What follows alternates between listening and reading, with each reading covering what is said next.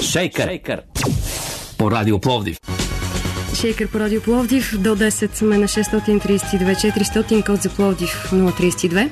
Известният философ Алъстър Макинтайр е казал: имаме представа за древния морал, добродетел, чест, доброта, но вече нямаме система, чрез която да ги свържем. Дали, се питам аз. И сега поглеждаме към едни такива разбирания относно добродетел, чест, към лидерството в днешно време. Дали съдържа в себе си тези понятия и какво е съвременният лидер? Какви са хората, които определяме като съвременни лидери? Защото днес избираме следващия лидер на България. с Албена Паралингова ще си поговорим в следващите минути. Тя е магистър по управление на човешки ресурси, сертифициран оценител на професионално значими качества и треньор в обучение за социални компетенции и умения. Чуйте какво казва тя за това какво е лидерство и какъв е съвременният лидер. Много хора в наше време имам чувството, че или усещат себе си като такива, дали е вярно това тяхно усещане, друга тема, или искат да бъдат такива. Какво е лидера обаче? Да, много хора от суета сигурно искат да са лидери. Лидерство идва от лид, което е водя. Естествено, има много концепции за лидерството в различните периоди. Те винаги са отразявали времето, в което се появявали, съответно са се използвали. Така че в първоначалните концепции лидерство означава способност на човека да ръководи, естествено да ръководи другите. В последните години обаче все повече лидерството се разбира като способност да влияеш на другите, способност да въздействаш на хората. Така че за мен най-кратката дефиниция за лидерството сега е да караш хората да искат да правят това, което трябва да бъде направено. Последното десетилетие се говори и за автентично лидерство. Изобщо има толкова много модификации. Автентичното лидерство възниква тогава, когато така все повече изследователите и практиците в лидерството разбират, че няма как да учиш някой да бъде такъв, какъвто не е. Така че автентичното лидерство поставя за фокус човек да използва своя житейски професионален опит, да се учи от своя опит, да изследва своите ценности и всъщност във всички негови решения или нейни решения да бъдат точно неговите ценности, неговите собствени ценности. Тогава лидерството е устойчиво. Тогава няма как външната среда или лобизма или каквото и да бъде повлияващо върху решенията на съответния лидер. Така че лидерството като концепция става все по-демократично, все по-освободен от догмите и е свързано с това човек да опознава себе си и да се самоосъзнава. Може би отговорихме до някъде и на следващия въпрос. Кое е лидер?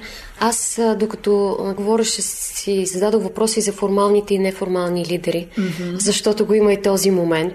Един е официалният лидер, но друг е този, когото следват хората.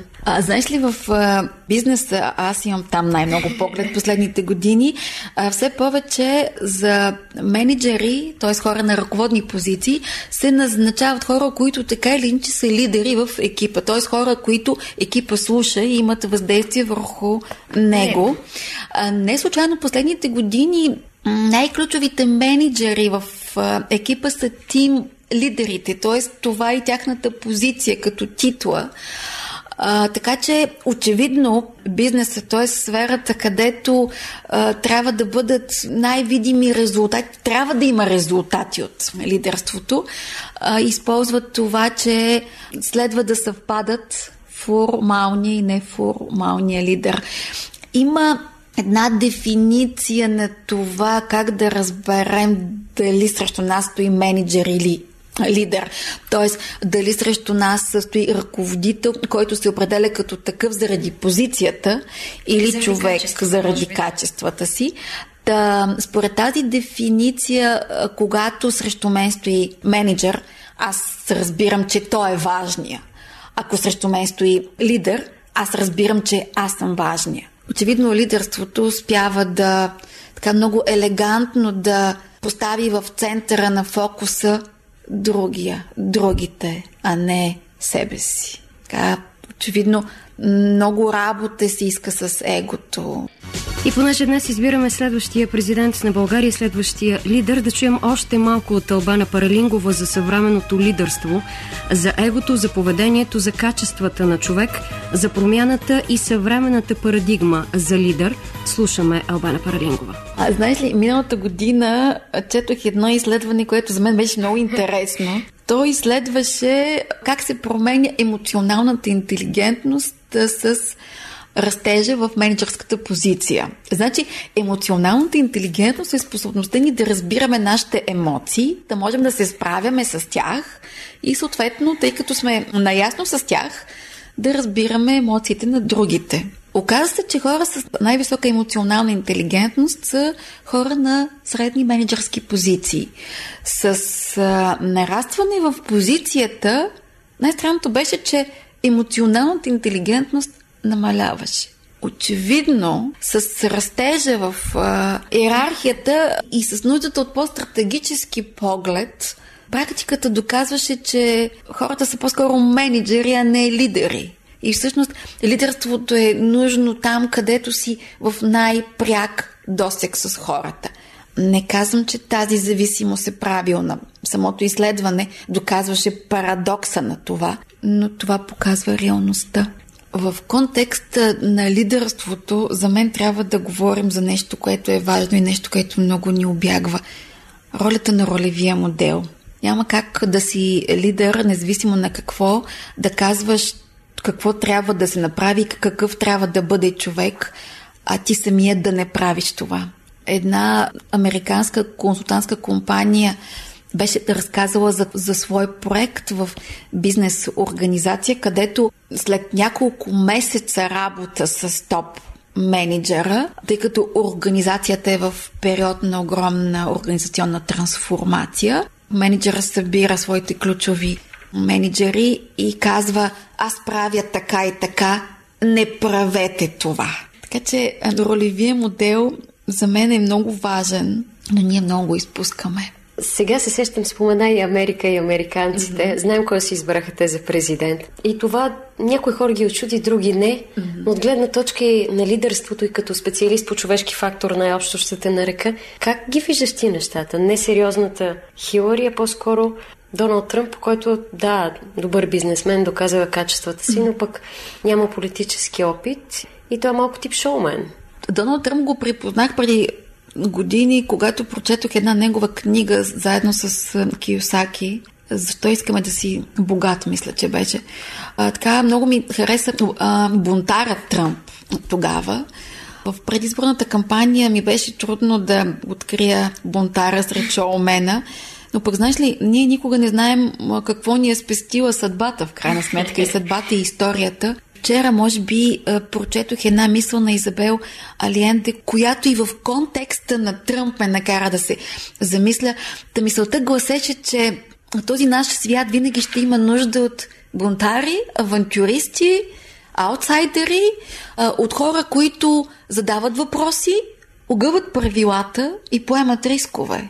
И са много по-различни. И са различни. Тръмп пое риск за себе си. Ще го видим. Да кажем тогава, кои са съвременните парадигми на лидерството? Съвременното общество, как ги определя тези парадигми? Най-вече за мен е концепцията за автентичното лидерство. Тоест, все повече виждаме, че не можем да учим хората как да са лидери. Можем да ги учим какви са те и как най-доброто от тях да бъде впрягано в това, което правят, и такива, каквито трябва да бъдат. Един от най-известните американски коучове, това са хората, които работят с лидери на най-високо ниво, казват, че много дълго време менеджерите и лидерите са учили какви трябва да бъдат, и след като ти си минал това, трябва вече да учиш какъв не трябва да бъдеш. Така че това също е в контекста на съвременните парадигми. Шейкър по Радио Пловдив. Мисля, че в последните години, или поне това, което следя аз, все по-малко се говори за харизма.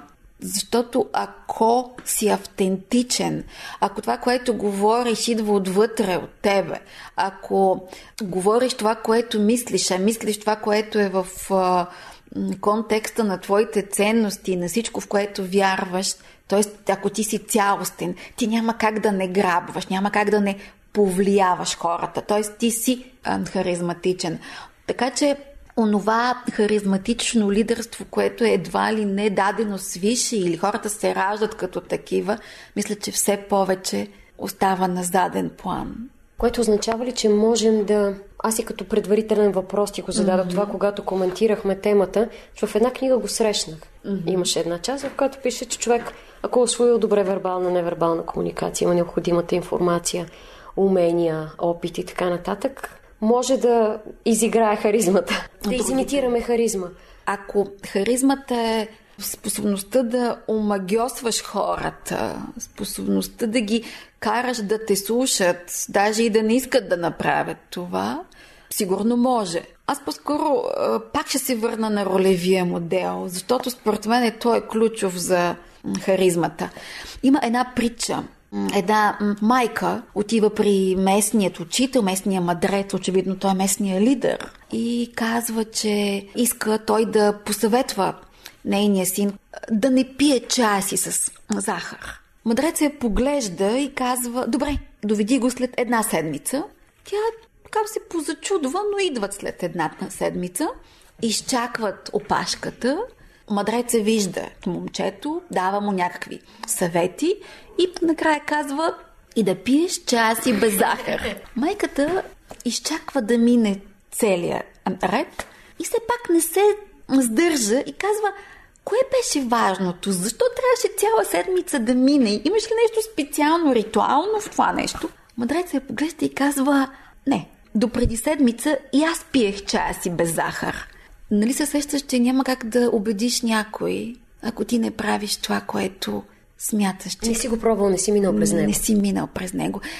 Мисля, че за това все повече се обръщаме на изток, защото ако четеш живота на кой да е прославен учител, тези с главна буква, те са израснали и са живели в близост до големи техни учители. Тоест, те са учили от тях не само след като са им преподавали те, но използвайки ролевия модел. Така че няма как харизмата да се изимитира. Ние го усещаме на невербално ниво. Ние усещаме, че нещо не е както трябва. Как тогава да припознаем нашия лидер, моя лидер, този, който да следваме, защо го следваме? Дали пък в един момент не си задаваме въпроса, че грешим, че следваме този човек, а не някой друг? Как се припознаваме в лидерите и разпознаваме своя сред тях?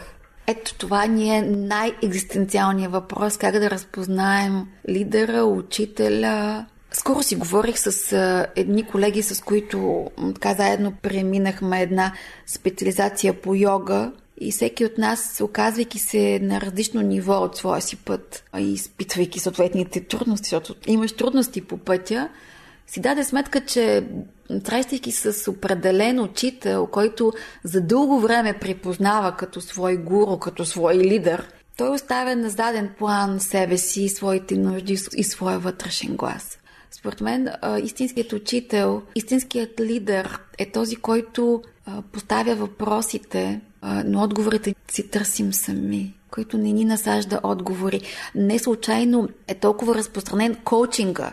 Тоест, лидера трябва да е човек, който може да задава въпроси, който успява да постави въпросите към своите последователи, към своя екип.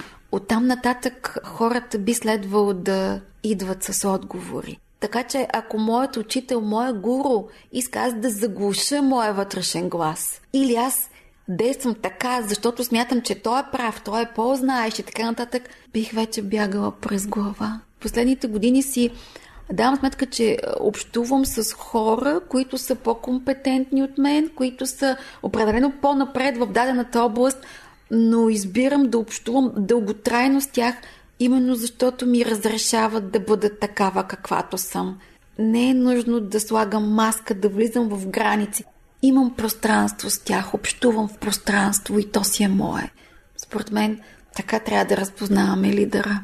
Продължава разговорът ни с Албена Паралингова в Шейкър тази неделя сутрин. В крайна сметка, кои са печелившите личности и как възприемаме и обработваме информацията, която се спуска в общественото пространство за това и онова, за този или онзи. Какво казва Албена Паралингова, магистър по управление на човешки ресурси, сертифициран оценител на професионално значими качества и треньор в обучение за социални умения?